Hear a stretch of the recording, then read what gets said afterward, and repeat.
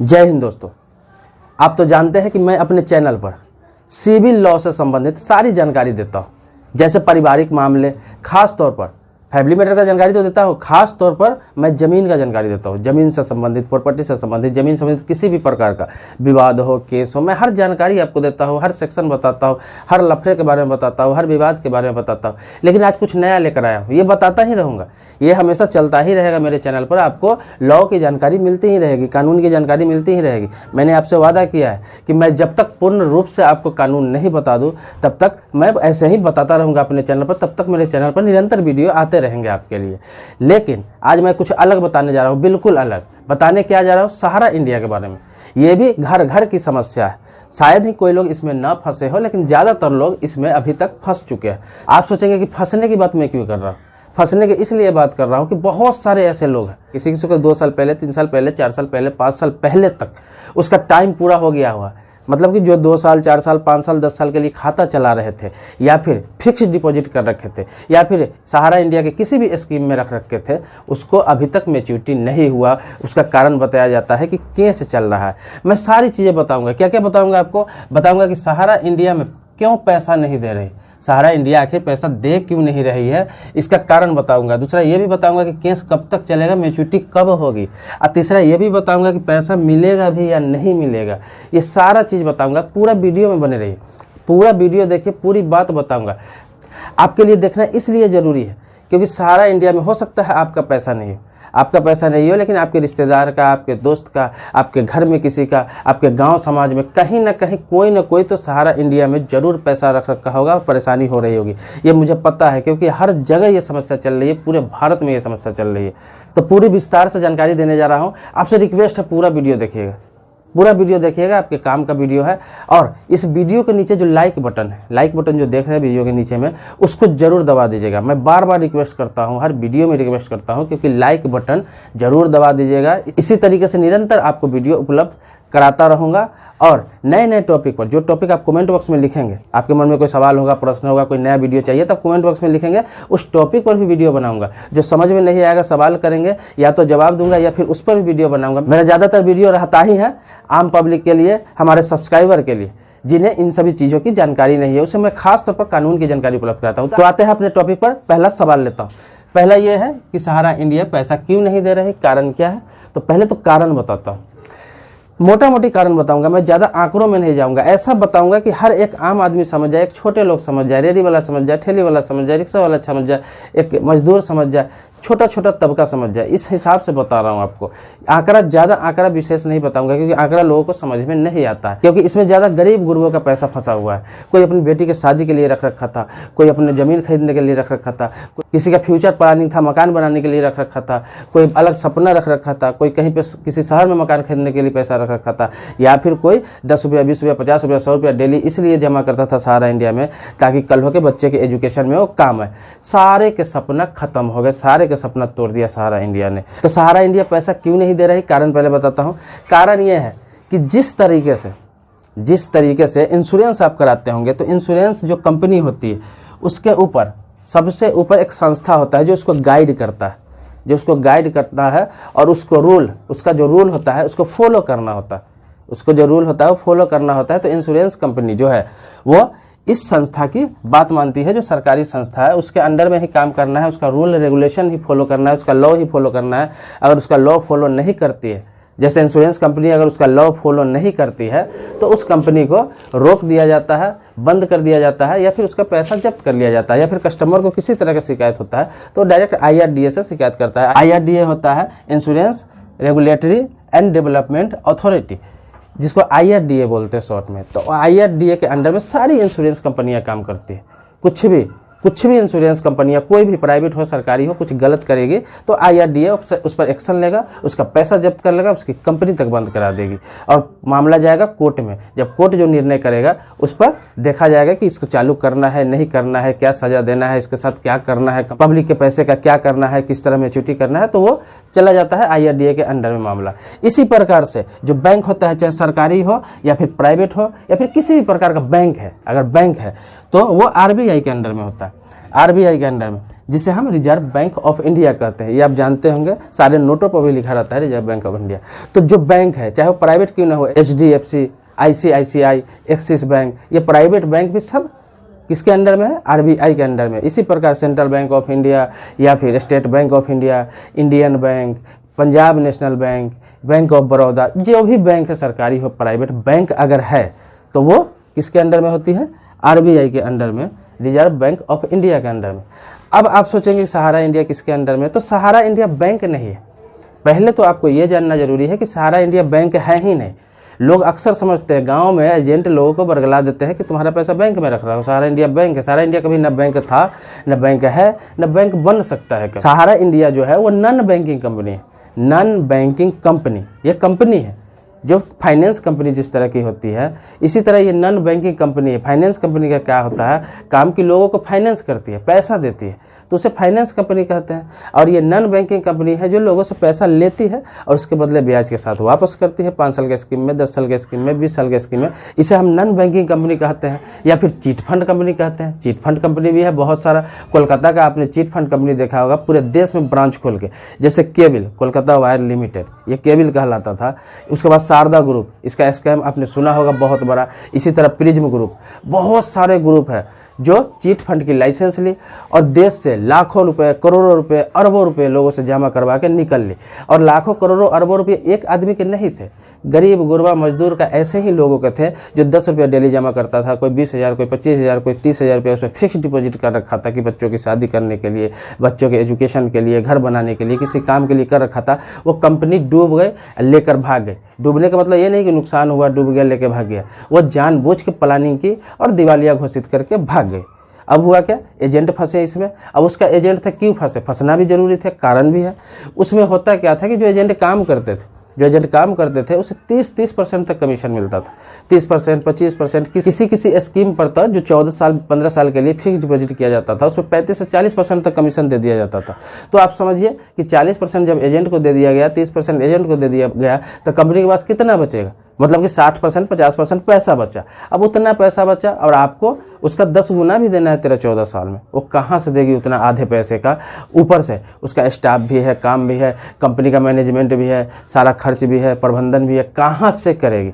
तो लोगों को खुद समझना चाहिए था। लोगों को लुभावने स्कीम इसलिए दिया गया कि लोग जल्दी जल्दी पैसा दें, हम जल्दी जल्दी निकल लें। तो बहुत सारी कंपनियां भाग गई।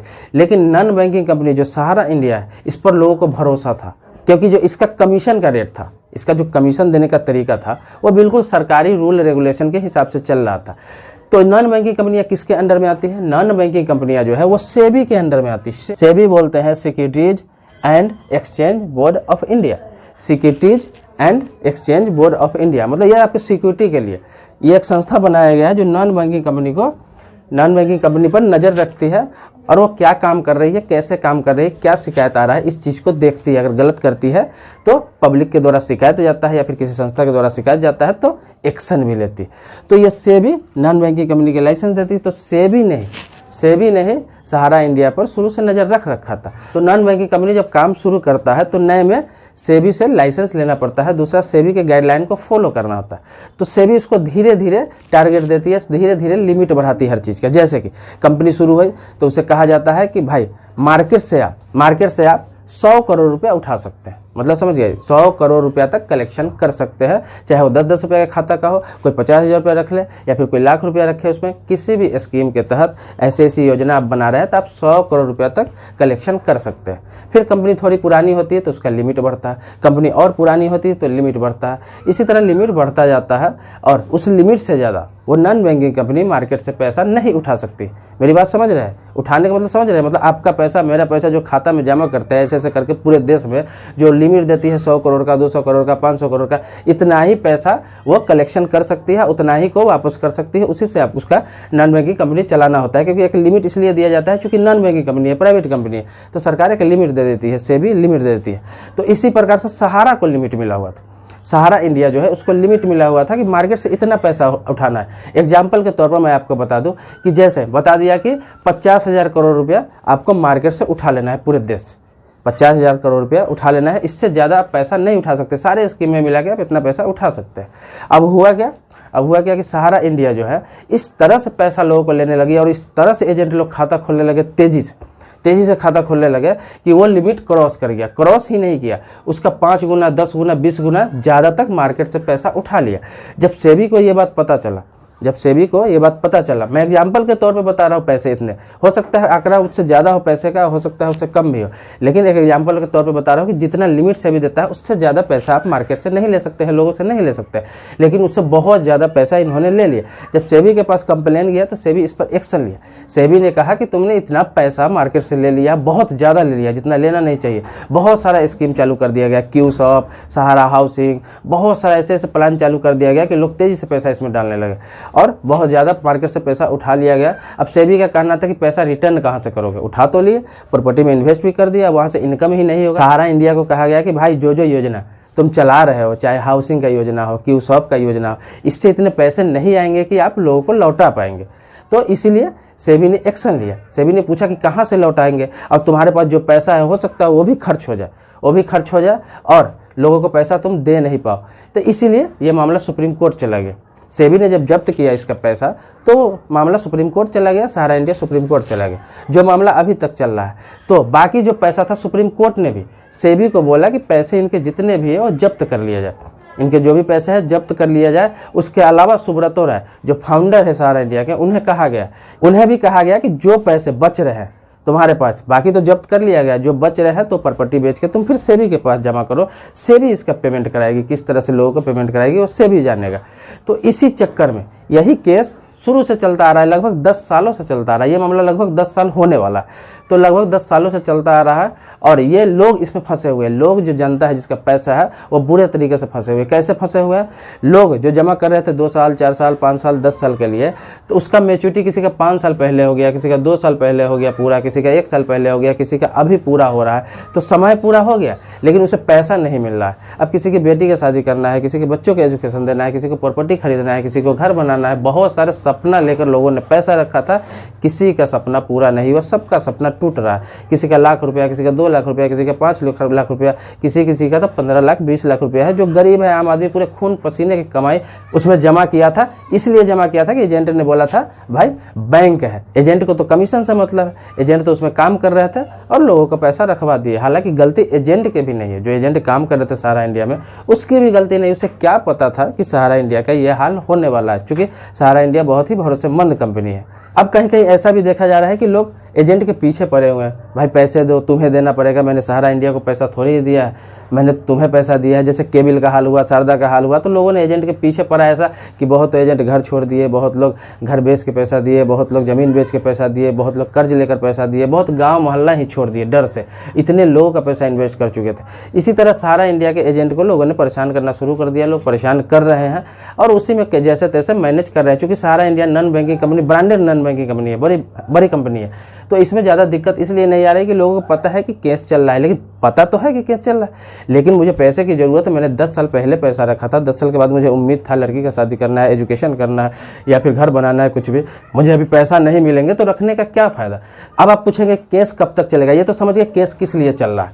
मैंने एग्जाम्पल के तौर पर मोटा मोटी मैंने आपको बता दिया, इतनी आसान भाषा में बताया कि आप इस बात को समझ जाए। तो अब आप पूछेंगे कि केस कब तक चलेगा, तो केस कब तक चलेगा इसकी कोई गारंटी नहीं होती। केस का कोई फिक्स डेट नहीं होता है कि यहाँ से शुरू हुआ यहाँ खत्म हो जाएगा। वो तो दलीलों पे चलती है, सबूतों पे चलती है, गवाहों पे चलती है, बहुत सारा चीज़ देखा जाता है, उसके अनुसार चलती है। कोर्ट के ऊपर होता है कि वो कब निर्णय देंगे।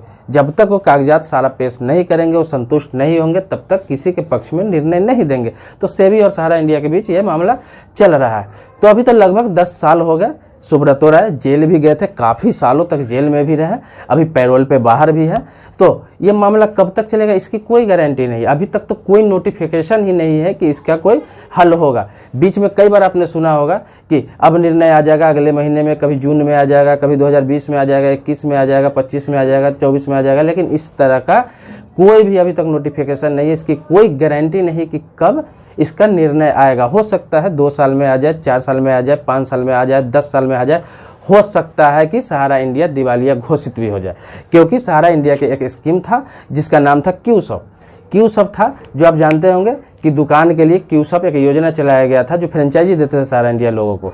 तो उसमें लोगों का बहुत पैसा इन्वेस्ट कराया गया, बहुत पैसा इन्वेस्ट कराया गया लोगों को इसके नाम पर। 4 साल 5 साल 7 साल में डबल के लिए इन्वेस्ट कराया गया और बाद में इस कंपनी को, इस स्कीम को दिवालिया घोषित कर दिया गया। इस स्कीम को दिवालिया घोषित करके और वो पैसा दूसरे स्कीम में ट्रांसफर लोगों को करा दिया गया। एजेंट को फिर से कमीशन दिया गया। इस लालच में एजेंट सबके घर घर जाके जिसका पैसा पहले से क्यूसअप में फिक्स था या फिर जमा था, उसको ये कहकर दूसरे स्कीम में ट्रांसफर करा दिया गया कि भाई उसमें करा लो, बहुत अच्छा स्कीम है, ये स्कीम इनवैलिड हो गया हुआ है, इसका मैच्योरिटी होने में आपको दिक्कत होगी, तो दूसरे स्कीम में आप ट्रांसफर करा लो। तो दूसरे स्कीम में ट्रांसफर कराया गया और उसके लिए एजेंटों को फिर से कमीशन दिया गया। 5% से लेकर 10% तक फिर से कमीशन दिया गया। इस लालच में एजेंट लोग फिर से लोगों को कन्वर्ट करा दिए, फिर से ट्रांसफर दूसरे स्कीम में करा दिया, क्योंकि वो स्कीम दिवालिया हो गया था क्यूसअप। तो दूसरे स्कीम में जो ट्रांसफर कराया, जितने भी अलग अलग स्कीम थे उसमें जो ट्रांसफर कराया, उसमें पैसा मिलने में और दिक्कत हो रहा है। उसमें भी समय पूरा हो गया लोगों को, लेकिन अभी तक किसी को पैसा नहीं मिल पा रहा है। पैसा इसलिए भी नहीं मिल रहा है क्योंकि सारा इंडिया पर रोक लगा हुआ है कि मैच्योरिटी नहीं करना। अब कहीं कहीं आप ये भी देखते होंगे कि मैच्योरिटी कहीं कहीं हो भी रहा है। आप देखते होंगे किसी किसी को, सैकड़ों हजारों लोगों में एक आदमी को मैच्योरिटी हो जाता है। अब हो कैसे रहा है सो बता रहा हूँ। आप सोचते होंगे कहीं कहीं तो हो रहा है, मेरा मिल गया, लेकिन ज्यादातर लोगों को नहीं मिल रहा है। तो मिल किसको रहा है? मान लीजिए कि आपने खाता खोला था 5 साल पहले, आपका समय पूरा गया 2 महीने पहले, तो होता क्या है कि आपका एजेंट अगर एक्टिव है, अभी काम कर रहा है वर्तमान में वो सहारा इंडिया में, ज़्यादातर एजेंट 80% एजेंट सहारा इंडिया का काम छोड़ चुका है, क्योंकि स्टूडेंट था, गृहिणी था, इस तरह के बहुत सारे लोग थे अलग अलग काम करने वाले, वो पैसा कमाने के लिए पार्ट टाइम सहारा में जुड़े हुए थे, जो काम छोड़ चुके हैं। लेकिन जो रेगुलर है इसी से कमाते खाते थे और इसी पर एक्टिव थे, तो वो लोग जो काम कर रहे हैं तो वो करते क्या है कि नया पैसा जो नए स्कीम में आते हैं, मार्केट में भी काम कर रहे हैं, जो कलेक्शन करते हैं, नया स्कीम में नया पैसा आता है, नया जो कोई कलेक्शन आता है, तो उस पैसे से पुराने वालों को मैच्योरिटी कर देते हैं। मतलब अपने पैसे से मैच्योरिटी कर देते हैं। जो नया ब्रांच में पैसा आता है उससे मैच्योरिटी कर देते हैं और जो पैसा देते हैं उनका जाके वहाँ पर मैनेज करा देते हैं, कंप्रोमाइज करा देते हैं कि भाई इतना पैसा अलग से नया आया था जमा करने के लिए, जो मैंने अगले के मैच्योरिटी कर दी, और वहाँ पे करके उसके नाम से रसीद कटा दिया जाता है। नए लोगों के नाम से जिसका पैसा लिया रहता है तो उसके नाम से रसीद कटा के उसको दे दिया जाता है। तो इस तरह मैनेज किया जाता है। तो जो पुराने एजेंट है जो 1-2 लोगों को मैनेज करके मैच्योरिटी करा देते हैं, लेकिन सभी का संभव नहीं है, क्योंकि सहारा इंडिया का कहना है कि जिस ब्रांच का खाता है उसी ब्रांच के पैसे से मैच्योरिटी करना है, अलग से कोई पैसा नहीं मिलेगा। मतलब जिस ब्रांच में आपने खाता खोला है उसी ब्रांच के। तो आप समझ सकते हैं कि अभी तो नया कोई खाता खुल नहीं रहा है, नए लोग सहारा इंडिया पर विश्वास करने नहीं जा रहे हैं, लोग डर रहे हैं क्योंकि मैच्योरिटी नहीं हो रहा है। लेकिन कोई कोई है जो अभी खाता खोलते हैं, एजेंट जाकर खुलवाते हैं, काम कर रहे हैं, भरोसे दिलवा के खुलवाते हैं। तो उन लोगों को जो पैसा जमा होता है उस पैसे से पुराने वाले को मैच्योरिटी कर दिया जाता है, ब्रांच के पैसे से पुराने वाले को मैच्योरिटी कर दिया जाता है। लेकिन किसको? जैसे कि मेरे पास पैसा है, मैं एजेंट हूँ, तो मैं अपने क्लाइंट को ही करूँगा, पुराने क्लाइंट को, दूसरे के क्लाइंट का नहीं कर सकता। दूसरे के क्लाइंट का क्यों करूँगा? मैं अपने क्लाइंट का करूँगा ताकि भरोसा बढ़ेगा। तो इस तरह कर रहे हैं लोग, तो कोई कोई का मैच्योरिटी हो रहा है। लेकिन ज्यादातर लोगों की समस्या है कि मैच्योरिटी नहीं हो रहा है, बहुत सारे लोगों को पैसा फंसा हुआ। अब सवाल उठता है कि पैसा मिलेगा या नहीं मिलेगा। ये भी सवाल मन में आपको कौन रहा होगा कि पैसा मिलेगा या नहीं मिलेगा, ये भी तो पता चलना चाहिए। तो इस चीज की भी कोई गारंटी नहीं, आप समझ लीजिए, इस चीज की भी अभी कोई गारंटी नहीं कि पैसा आपको मिलेगा क्या नहीं मिलेगा। क्यों? ये जान लीजिए। पहले देखिए आगे, आप जानिए कि क्यों। तो आपको बता दो कि जैसे आरबीआई बैंक का गाइडलाइन करती है, आरबीआई बैंक का गाइडलाइन करती है, तो इसमें क्या होता है कि किसी भी बैंक में आप पैसा रखे हो, चाहे 1 करोड़ हो, 2 करोड़ हो, 50 लाख हो, 20 लाख हो, चाहे सैकड़ों करोड़ हो, उससे कोई मतलब नहीं। आरबीआई का रूल है कि अगर कोई बैंक दिवालिया होती है, कोई बैंक डूबती है, कोई बैंक बर्बाद हो जाती है, कोई बैंक खत्म हो जाती है, तो चाहे करोड़ों रुपया आपने जमा कर रखा है, उससे मतलब नहीं है। पर व्यक्ति को उस खाते के एवज में मात्र 1 लाख रुपया की सिक्योरिटी आरबीआई के पास रहता है, मतलब रिजर्व बैंक ऑफ इंडिया के पास रहता है। मतलब 1 करोड़ भी आपका जमा है, 2 करोड़ भी जमा है, वो बैंक डूब जाता है तो आपको रिजर्व बैंक ऑफ इंडिया सिर्फ 1 लाख रुपया देगी। सिर्फ 1 लाख रुपया की जिम्मेवारी रहता है, 1 लाख रुपया का सिक्योरिटी रहता है। इसी प्रकार से सेबी जो नॉन बैंकिंग कंपनी है, तो इसमें आप समझ सकते हैं जब बैंक करोड़ों रुपया का आपका 1 लाख का ही सिक्योरिटी लेता है, या फिर 50 लाख हो, 10 लाख हो, आपका 1 लाख का ही सिक्योरिटी लेता है, तो इस हिसाब से आप समझ सकते हैं कि सेबी जो नॉन बैंकिंग कंपनी है, इसमें आपका 10,000, 20,000, 50,000, लाख रुपया, 2 लाख रुपया जमा है, तो आपको कितना मिलेगा उस हिसाब से? उस हिसाब से आप समझ सकते हैं कि आपके ना के बराबर पैसा मिलेगा। मतलब मैच्योरिटी अगर सेबी कभी करेगी भी तो उतना पैसा सहारा इंडिया के उसके पास जमा नहीं है कि पूरा आपको पूर्ति कर देगा। मुश्किल से आपका जो जमा रहेगा उसका 10 से लेकर 20% तक आपको मिलेगा। जैसे कि आपको लाख रुपया जमा है तो आपको 10,000 से 20,000 रुपये के बीच मैच्योरिटी होगी। अगर सेबी करती है तो ये मामला अगर निपटता है, सेबी के पक्ष में आता है फैसला, तो सेबी करती है तो, लेकिन सहारा इंडिया के पक्ष में फैसला आ जाता है तो पूरा मैच्योरिटी कर सकती है, लेकिन वो कोई तय लिमिट आपको नहीं देगी, कोई डेट फिक्स नहीं देगी, क्योंकि उसे प्रॉपर्टी बेच के आपका मैच्योरिटी करना पड़ेगा। और प्रॉपर्टी बेचने के बाद भी इतना प्रॉपर्टी नहीं है कि बेच के आपका पूरा मैच्योरिटी कर सके। पहले से ही विमानन कंपनियां बिक चुकी है उसकी, और उसके बाद क्यूसअप दिवालिया हो चुका है, उसके बाद हाउसिंग का कुछ प्रोजेक्ट बचा हुआ है और थोड़ा मोड़ा प्रॉपर्टी बचा हुआ है। तो इससे नहीं लगता है कि सारा इंडिया सभी की मैच्योरिटी कर पाएगी। अब मामला जो भी हो तो कोर्ट निर्णय करेगा, कोर्ट के निर्णय में आप कुछ नहीं बोल सकते हैं, कोर्ट के मामले में कुछ बोल नहीं सकते हैं। क्या वहाँ पे चल रहा है, क्या दोनों पक्ष रख रहे हैं अपनी बात और किस तरह से निर्णय आएगा, इस पर अभी संशय बना हुआ है। इसकी कोई गारंटी नहीं है। आप पूछेंगे पैसा मिलेगा या नहीं मिलेगा, तो अभी तो फिलहाल कोई गारंटी नहीं कि आपका मिलेगा या फिर नहीं मिलेगा। इस चीज़ का दिमाग में न रखें, क्योंकि इतना जल्दी आपको पैसा मिलेगा नहीं, उस चक्कर में आपका फ्यूचर खत्म हो जाएगा। तो आप नए सिरे से नया काम शुरू कीजिए, नए जगह इन्वेस्ट कीजिए या फिर नए तरीके से पैसा जमा करके कुछ कीजिए। लेकिन अभी सहारा इंडिया में जो पैसा फंसा हुआ है, उम्मीद मत कीजिए कि आपको 1 महीने 2 महीने या 4 महीने में मिल जाएगा। मिल भी सकता है फिलहाल, या फिर आपको अभी फिलहाल नहीं मिल सकता है, हो सकता है 5 साल 10 साल बाद मिले, या फिर ना भी मिले, दिवालिया घोषित हो जाएगा तो ना भी मिले। तो बहुतों लोगों का यह सवाल था कि सहारा इंडिया का क्या स्थिति है, पैसा मिलेगा या नहीं मिलेगा, कब मिलेगा, कहाँ केस चल रहा है, कब तक खत्म होगा, ये सारा चीज़ बहुत सारे सवाल आए थे, बहुत दिनों से आ रहे थे। मैं सोच रहा था इस पर एक कंप्लीट वीडियो ही बना दूं, तो मैंने सोचा कि चलो आपके लिए ये कर देता हूं। तो आपको पूरी बातें मैंने समझा दी। मुझे लगता है एक एक पहलू मैंने समझा दिया कि कहाँ फंसा हुआ है, मिलेगा नहीं मिलेगा, क्यों नहीं मिलेगा, सेबी क्या है, किसने रोक लगाया है, क्यों रोक लगाया, सारा चीज़ मैंने आपको बता दिया। फिर भी कोई मन में प्रश्न होगा, सवाल होगा तो कमेंट बॉक्स में आप लिख सकते हैं। कमेंट बॉक्स में जैसे ही आप सवाल लिखेंगे आपको जवाब देने का प्रयास करूंगा। अगर जवाब नहीं दे पाया तो निराश होने की आवश्यकता नहीं है। उस टॉपिक पर एक फिर कंप्लीट वीडियो कभी बना दूंगा। जो सवाल, जितने भी सवाल आएंगे सभी को नोट करके एक कंप्लीट वीडियो फिर से बना दूंगा। ऐसे जवाब देने का प्रयास करूंगा, तो कमेंट बॉक्स में जरूर लिखें। इसके अलावा नई वीडियो कोई चाहिए, कोई नए मुद्दे पर वीडियो चाहिए, वो भी आप कमेंट बॉक्स में लिखें। उस मुद्दे पर भी वीडियो बनेगा। मेरे चैनल का आपने सब्सक्राइब कर रखा पहले से, तो इसके लिए धन्यवाद देता हूं। अगर आपने सब्सक्राइब नहीं कर रखा, पहली बार वीडियो देख रहे हैं, तो प्लीज़ सब्सक्राइब जरूर कर लें। तो मिलते हैं नेक्स्ट वीडियो में, तब तक के लिए शुक्रिया, धन्यवाद, जय हिंद दोस्तों।